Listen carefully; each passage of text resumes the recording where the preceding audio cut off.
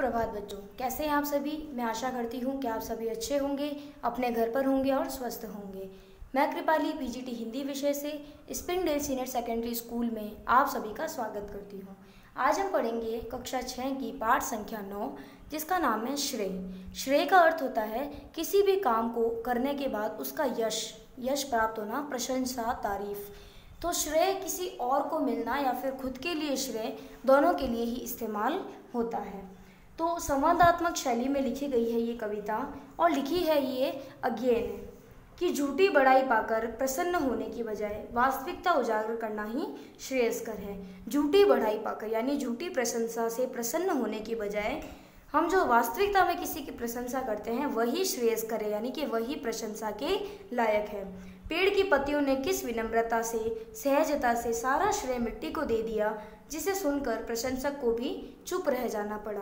तो इस कविता में बताया है। तो पढ़ते हैं ये कविता।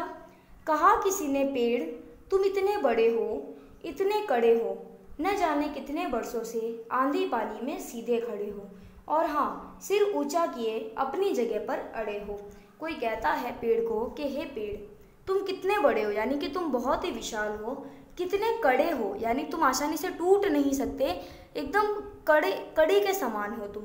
न जाने कितने वर्षों से, कितने वर्ष से आंधी पानी में सीधे खड़े हो, कि न जाने कितने ही वर्षों से कितने ही आंधी और बारिश आके चली गई, लेकिन फिर भी तुम सीधे ही खड़े हो। और हाँ, सिर ऊंचा किए अपनी जगह पर अड़े हो, यानी अपने स्थान से कहीं और जाना भी पसंद नहीं करते हो, अपनी जगह पर ही अड़े हो। सूरज उदय होता है, चांद बढ़ता घटता है, ऋतुएं बदलती है, बिजली गिरती है। अब कोई कह रहा है पेड़ को बताते हुए कि सूरज भी उदय होता है, चांद भी घटता बढ़ता रहता है, ऋतुएं भी बदलती है, बिजली भी गिरती है, और तुम सब सहते हुए विनम्रता की हरियाली को ओढ़े लोह स्तंभ की तरह खड़े हो और अपनी जगह पर अड़े हो। क्या कह रहे हैं कि तुम सभी को सह रहे हो, बिजली गिरती है उसको भी सह रहे हो, ऋतुओं में परिवर्तन होता है वो भी सहन करते हो, पतझड़ आती है, वर्षा ऋतु आती है, ग्रीष्म ऋतु आती है, वसंत ऋतु आती है, तुम सभी को सहन कर रहे हो। तो इस प्रकार से तुम सब सहते हुए विनम्रता की हरियाली को तुम ओढ़े हुए हो, लोह स्तंभ की तरह खड़े हो, अपनी जगह पर अड़े हो। लोह स्तंभ यानी लोहे का खंभा, उस पर तुम खड़े हो। पेड़ कांप उठा, अनहोनी को भाप उठा, पत्तियां चुप न रह सकी, सर सर का शब्द गूंजा। यानी पेड़ कांप उठा, अब पेड़ कांपने लगता है, अनहोनी को भाप उठा। अनहोनी जो होने वाला होता है, जो वो कार्य होने वाला होता है, उसे वो भाप लेता है कि ये कार्य होने वाला है होता है। तो अनहोनी जो नहीं होना चाहिए कार्य, वो होने वाला होता है। पत्तियां चुप न रह सकी, पेड़ की इतनी प्रशंसा करते हुए पत्तियां चुप नहीं रह सकी, क्योंकि सारा श्रेय पेड़ ही क्यों ले जाए। तो पत्तियां सर सर आवाज में बोलने लगी, नहीं नहीं झूठा श्रेय मुझे मत दो, मुझे मत दो, मैं तो बार बार झुका गिरा, डालियां टूटी और मैं उखड़ा, सूखा ठूंठ होकर कैसे उजड़ा। क्या कह रहे हैं कि नहीं नहीं, पेड़ कह रहा है कि मुझे ये झूठा श्रेय, यानी कि मुझे ये झूठा, मेरी झूठी प्रशंसा मत करो, मुझे मत दो, मुझे मत दो, ये झूठी प्रशंसा मुझे मत दो।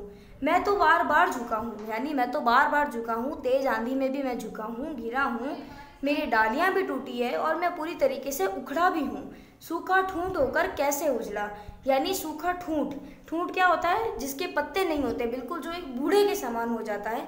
जो बूढ़े बुजुर्ग होते हैं मुझे कहते हैं ना, बूढ़े ठूंठ की तरह हो गया है। तो ठूंठ जिसके ऊपर किसी प्रकार की कोई पत्ती नहीं होती, सिर्फ डाली डाली होती है, और ठूंठ होकर मैं उजड़ भी गया हूँ। श्रेय देना हो तो दो मेरे पैरों तले की मिट्टी को।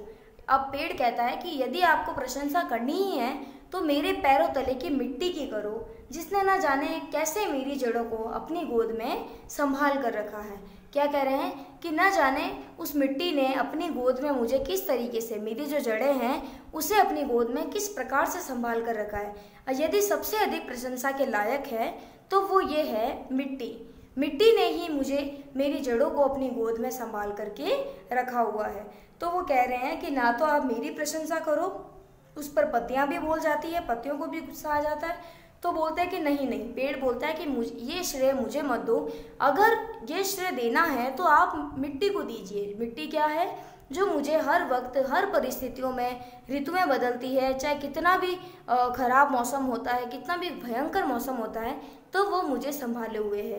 यदि ये मिट्टी नहीं होती तो शायद मैं कब का यहाँ से उखड़ गया होता। तो इस प्रकार वो बोलता है कि यदि श्रेय देना है तो मिट्टी को दीजिए। तो इस प्रकार ये कविता लिखी है अज्ञेय ने। श्रेय यानी कि झूठी प्रशंसा किसी की मत करो, जो वास्तविकता है उसे ही स्वीकार करो। धन्यवाद।